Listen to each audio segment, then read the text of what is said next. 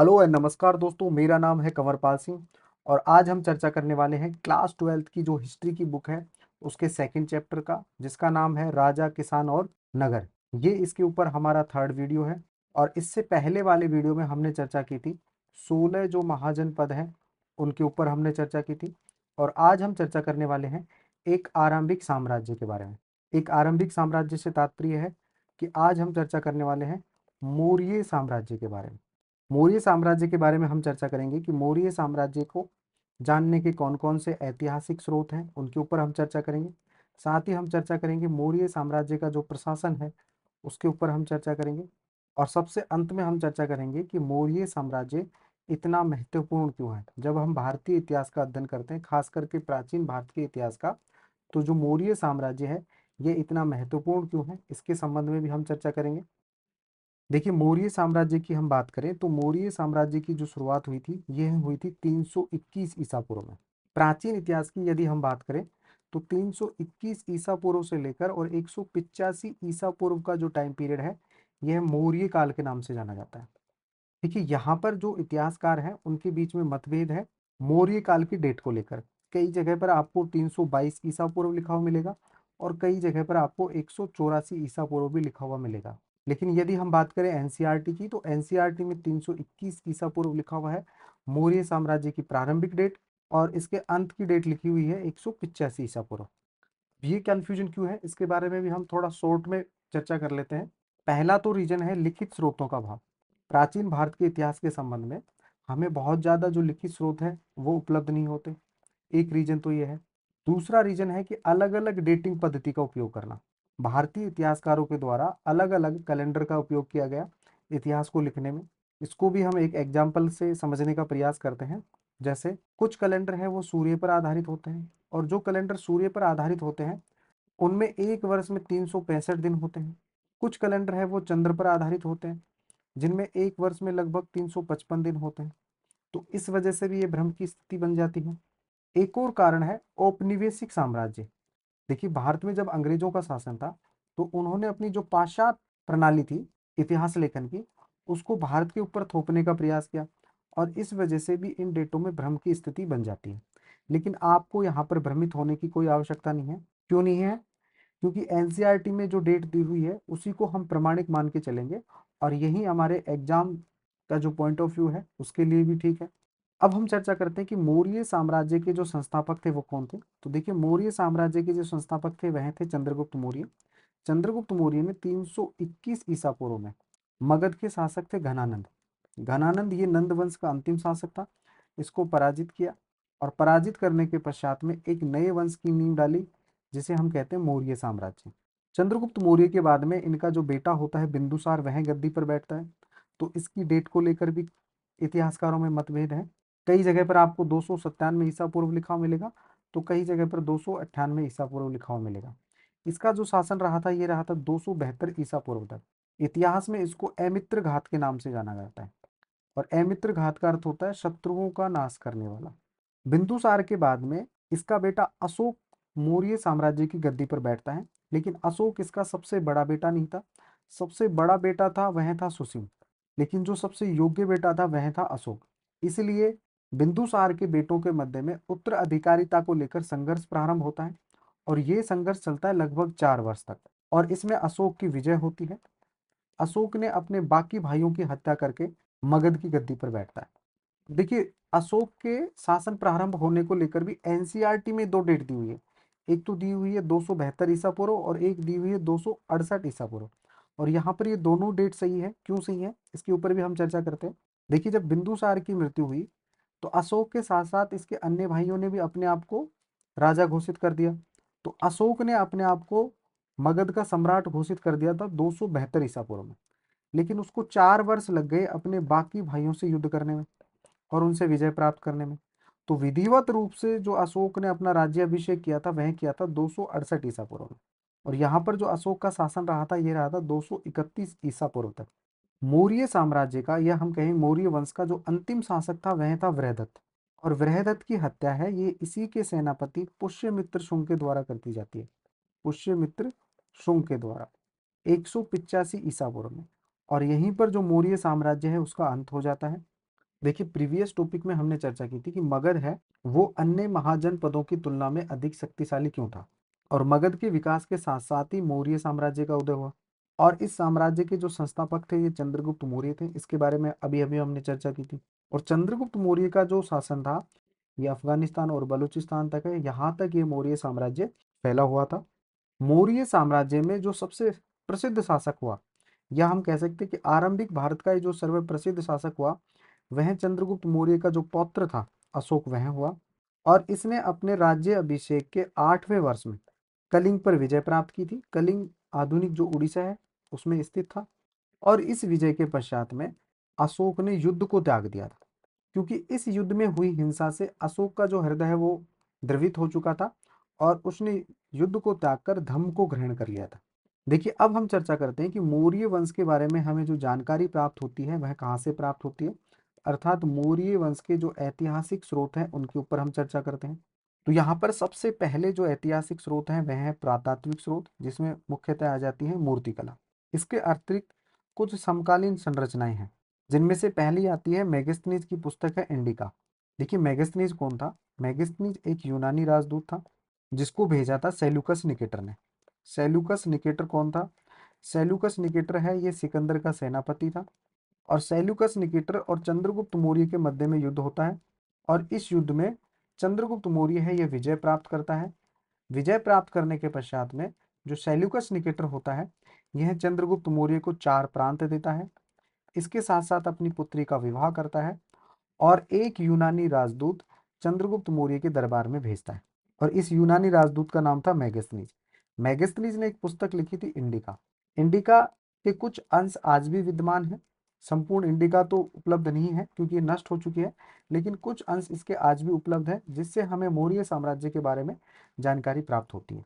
इसके अतिरिक्त घनानंद को पराजित करने में चंद्रगुप्त मौर्य की जिसने सहायता की थी वह था कौटिल्य।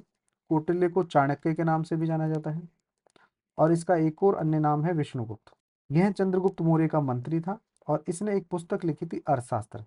उससे भी हमें मौर्य साम्राज्य के बारे में अधिकतर जानकारी प्राप्त होती है। इसके अतिरिक्त बौद्ध एवं जैन ग्रंथ हैं उनसे, पौराणिक ग्रंथों से भी हमें मौर्य साम्राज्य के बारे में जानकारी प्राप्त होती है। देखिए जितने भी साक्ष्य हैं जो हमें मौर्य साम्राज्य के बारे में जानकारी प्राप्त करते हैं, इनमें जो सबसे उपयोगी हैं वह हैं अशोक के अभिलेख। और ये अशोक के अभिलेख पत्थरों और स्तंभों पर लिखे गए थे। ये मौर्य साम्राज्य के सबसे मूल्यवान स्रोत माने जाते हैं। क्यों माने जाते हैं? क्योंकि अशोक ऐसा करने वाला पहला सम्राट था, भारत का पहला सम्राट था जिसने अपने जो आदेश हैं वो अभिलेखों पर लिखवाए, प्राकृतिक पत्थरों पर लिखवाए, पोलिश किए हुए स्तंभों पर लिखवाए। इन अभिलेखों में अधिकारियों और प्रजा के लिए संदेश हुआ करते थे। इन अभिलेखों के माध्यम से ही अशोक ने धर्म का प्रचार प्रसार किया। अच्छा, अशोक का धर्म क्या था? धर्म होता था कि बड़ों के प्रति आदर करो, सन्यासियों और ब्राह्मणों के प्रति उदारता रखो, सेवकों और दासों के प्रति आप उदार व्यवहार रखो, दूसरों के धर्म और परंपराओं का आदर करो। यही अशोक का धर्म हुआ करता था। अब हम चर्चा करते हैं भाषा और लिपियां। देखिए अशोक के जो अभिलेख हमें प्राप्त हुए हैं वो मुख्यतः भारत और पश्चिम उत्तर से प्राप्त हुए, अफगानिस्तान से प्राप्त हुए। तो भारत से जो हमें अभिलेख प्राप्त हुए हैं उनकी यदि हम भाषा की बात करें तो उनकी भाषा होती थी प्राकृत भाषा। जो आम लोगों के द्वारा जो भाषा बोली जाती थी वह भाषा होती थी प्राकृत। भारत के मध्य भाग में जो अभिलेख प्राप्त हुए हैं उनकी भाषा। और इनकी जो लिपि हुआ करती थी वह हुआ करती थी ब्राह्मी लिपि। लेकिन यदि हम बात करें पश्चिम उत्तर की बात करें यानी अफगानिस्तान की बात करें तो यहाँ पर जो अशोक के अभिलेख होते थे उनकी जो भाषा होती थी वह होती थी अरामेइक भाषा होती थी, या फिर आपको यूनानी भाषा में अभिलेख मिलेंगे अशोक के। और इनकी जो लिपि थी वह थी खरोष्टी लिपि। तो यहाँ पर हम देखते हैं कि अशोक के जो मध्य भारत में जो अभिलेख मिलते हैं ये ब्राह्मी लिपि और प्राकृत भाषा में लिखे हुए थे। और यदि उत्तर पश्चिम भारत की बात करते हैं, अफगानिस्तान की हम बात करते हैं, तो यहाँ पर जो अशोक के अभिलेख मिलते हैं ये मिलते हैं अरामेइक भाषा और यूनानी भाषा में मिलते हैं। और इनकी जो लिपि होती थी वह होती थी खरोष्टी लिपि। अब हम मौर्य साम्राज्य के प्रशासन की चर्चा करते हैं। देखिए मौर्य साम्राज्य में राजनीति के 5 प्रमुख केंद्र हुआ करते थे। पहला केंद्र तो था इनकी राजधानी पाटलिपुत्र हुआ करती थी। इसके अतिरिक्त 4 प्रांत थे। ये प्रांत कौन कौन से थे? 4 प्रांत, एक तक्षशिला हो गया, दूसरा उज्जैनी, तीसरा तोसली और चौथा हो गया स्वर्णगिरी। और इन 5 केंद्रों की सहायता से ही संपूर्ण भारत में मौर्य साम्राज्य का जो प्रशासन है वह संचालित किया जाता था। और इन सब का उल्लेख मिलता है हमें अशोक के अभिलेख से। यदि हम इन अभिलेखों का परीक्षण करते हैं तो हमें पता चलता है कि ये जो अभिलेख है आधुनिक पाकिस्तान, पश्चिम उत्तर सीमांत प्रदेश में, आंध्र प्रदेश में, उड़ीसा में, उत्तराखंड में हर स्थान पर मिलेंगे आपको। और इन सभी अभिलेखों पर एक जैसे संदेश हैं वो उत्कीर्ण किए हुए हैं। अब आपके मन में एक प्रश्न आ रहा होगा कि इतने विशाल साम्राज्य की जो प्रशासनिक व्यवस्था थी क्या एक समान रही होगी? तो यहाँ पर जो इतिहासकार हैं वो निष्कर्ष निकालते हैं कि ऐसा संभव नहीं है। इतने बड़े साम्राज्य की एक जैसी प्रशासनिक व्यवस्था नहीं हो सकती। क्यों नहीं हो सकती? क्योंकि साम्राज्य में शामिल क्षेत्र बड़े विविध हैं, भिन्न भिन्न प्रकार के हैं। जैसे अफगानिस्तान में आपको पहाड़ी क्षेत्र मिलेंगे, उड़ीसा में आपको तटवर्ती क्षेत्र मिलेंगे। तो एक जैसी प्रशासनिक व्यवस्था होना पॉसिबल नहीं है। हाँ, ये जरूर हो सकता है कि राजधानी के जो आसपास वाले जो क्षेत्र हैं वहां पर जो प्रशासनिक नियंत्रण होगा वो प्रबल होगा। साथ ही राजधानी के आसपास वाले जो प्रांतीय केंद्र हैं उन पर भी जो एक जैसी शासन व्यवस्था हो सकती है। लेकिन वो प्रदेश जो राजधानी से काफी दूर है उनमें एक जैसी प्रशासनिक व्यवस्था लागू करना पॉसिबल नहीं है। मौर्य राजाओं के द्वारा इन केंद्रों का जो चयन है वो बड़ी ध्यान से किया जाता था। जैसे कि तक्षशिला और उज्जैनी की बात करें, इनका चयन क्यों किया गया था? क्योंकि ये दोनों ही लंबी दूरी वाले जो महत्वपूर्ण मार्ग है, व्यापारिक मार्ग है, वहां पर स्थित थे। जबकि जो स्वर्णगिरी है, यहाँ पर सोने की खदान हुआ करती थी। कर्नाटक में स्थित है स्वर्णगिरी। यहाँ पर सोने की खदानों के लिए उपयोगी स्थान था, इसलिए इसको प्रांत के रूप में चुना। देखिए, मौर्य साम्राज्य के संचालन के लिए भूमि, नदियों दोनों मार्गों से आवागमन होता था। राजधानी से प्रांतों तक जाने में कई सप्ताह या कई महीने का समय लग जाता था। तो इसका मतलब ये हुआ कि यात्रियों के लिए खान पान की व्यवस्था करना और उनकी सुरक्षा की जिम्मेदारी किसको करनी पड़ती थी? मौर्य सम्राट को करनी पड़ती थी। तो यहाँ पर है सेना सुरक्षा का एक प्रमुख माध्यम बन जाती है। तो मौर्य साम्राज्य में सेना सुरक्षा का एक प्रमुख माध्यम रही होगी, एक प्रमुख अंग रहा होगा। और मौर्य साम्राज्य की जो सैनिक व्यवस्था है इसकी जानकारी हमें मिलती है मेगस्थनीज की पुस्तक इंडिका से। इसमें लिखा गया है कि सैनिक गतिविधियों के संचालन के लिए एक तो समिति होती थी और 6 उप समितियां हुआ करती थी। अब ये 6 उप समितियां कौन कौन सी हुआ करती थी उसकी हम चर्चा करते हैं। पहली जो उप समिति थी इसका कार्य होता था नौसेना का संचालन करना। मौर्य साम्राज्य की जो नेवी होती थी उसका संचालन करना। सेकंड उप समिति का कार्य होता था कि बाकी की जो 5 उप समितियां हैं उनके लिए यातायात और खान पान का संचालन करना। तीसरी जो उप समिति है उसका कार्य होता था पैदल सैनिकों का संचालन करना। जो इन्फेंट्री होती थी, उनकी पैदल सेना होती थी, उनका संचालन करना। चौथी उप समिति का कार्य होता था अश्वरोहियों का संचालन करना। जो अश्वरोही जो सेना होती थी उसका संचालन करना। पांचवी का कार्य होता था रथारोहियों का संचालन करना। देखिए, रथ में प्रधान सेनापति राजा या राजकुमार हुआ करते थे। और जो छठी उप समिति थी उसका कार्य होता था हाथियों का संचालन करना, या हाथी वाली जो सेना है उसका संचालन करना। क्योंकि मौर्य साम्राज्य में हाथी काफी प्रमुख हुआ करते थे सेना के लिए। देखिए, अब हम चर्चा करते हैं कि दूसरी जो उप समिति है इसके दायित्वों की चर्चा करते हैं। और इसके दायित्व विभिन्न प्रकार के हुआ करते थे। जैसे कि उपकरणों को ढोने के लिए बैलगाड़ियों की व्यवस्था, ये सेकंड उप समिति किया करती थी।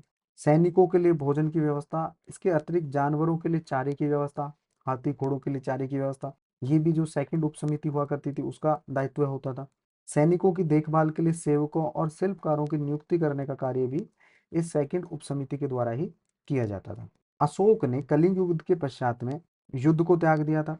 और युद्ध को त्यागने के पश्चात में अपने साम्राज्य को अखंड बनाने के लिए उसने क्या किया? धम्म का सहारा लिया। जैसा कि हमने पहले भी पढ़ा है कि धम्म के सिद्धांत हैं बहुत ही साधारण और सार्वभौमिक थे।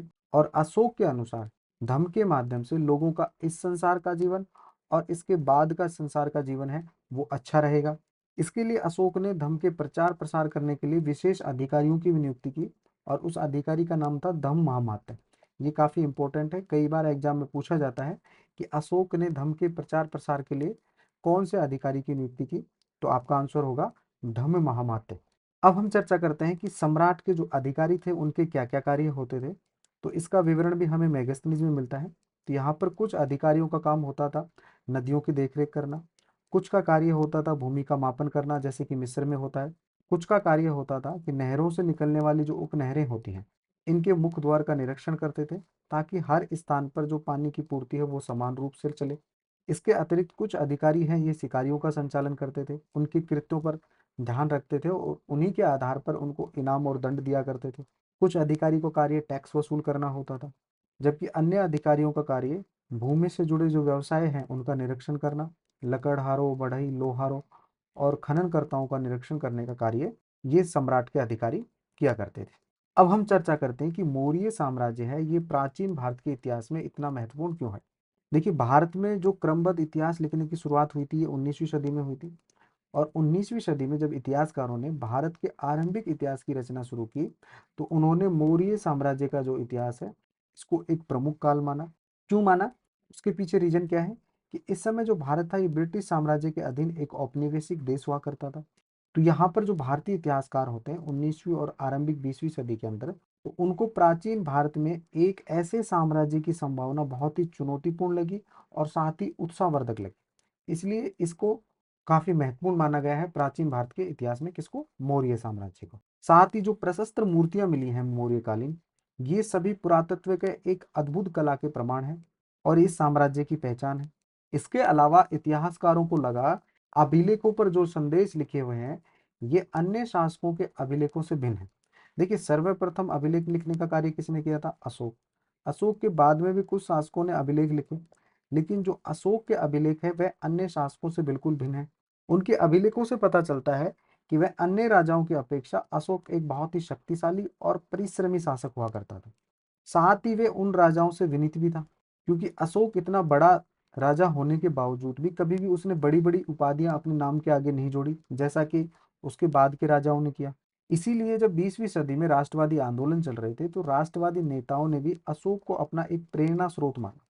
अब आपके मन में एक और क्वेश्चन आ रहा होगा कि इतना महान साम्राज्य होने के बाद में भी यह साम्राज्य मात्र 150 वर्षों तक ही चल पाया। अगर एग्जैक्ट टाइम की बात करूं तो लगभग 137 वर्षों तक मौर्य साम्राज्य चल पाया, जो कि इतने बड़े उपमहाद्वीप के लिए बहुत ही छोटा काल माना जाता है, कोई बहुत बड़ा लंबा काल नहीं है। तो इसके पीछे क्या कारण रहे, यह भी एक विचारणीय बिंदु है। साथ ही हम देखते हैं, जब मानचित्र को देखते हैं, भारतीय उपमहाद्वीप के मानचित्र को देखते हैं, और भारतीय उपमहाद्वीप की बात करें तो इसमें भारत ही नहीं, श्रीलंका, पाकिस्तान, अफगानिस्तान, भूटान, बांग्लादेश और नेपाल भी आ जाते हैं। तो इतने बड़े उपमहाद्वीप में सभी जगह पर जो है मौर्य साम्राज्य नहीं फैला हुआ था। यहाँ पर आप देखेंगे श्रीलंका और दक्षिण भारत छूटा हुआ है, नेपाल, भूटान, जम्मू कश्मीर का कुछ भाग है वो छूटा हुआ है।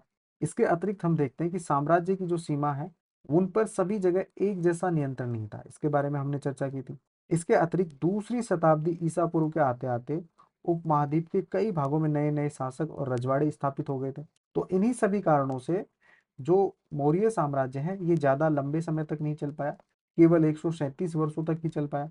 मिसाल के तौर पर इस पुस्तक में हाथी कैसे पकड़े जाते हैं उसके उपाय भी लिखे गए हैं। जैसे, तो यहाँ पर अर्थशास्त्र में क्या लिखा हुआ है कि हाथी वनों के संरक्षक, हाथियों को पालने वाले लोगों, हाथी के पैरों में जंजीर बांधने वाले लोगों, सीमा रक्षकों, वनवासियों और महावतों के साथ मिलकर 5 से 7 हथिनियों की मदद से जंगली हाथियों द्वारा गिराए गए मल मूत्र को पहचानते हुए उन्हें पकड़ने का कार्य किया जाता था। किनको पकड़ने का कार्य किया जाता था?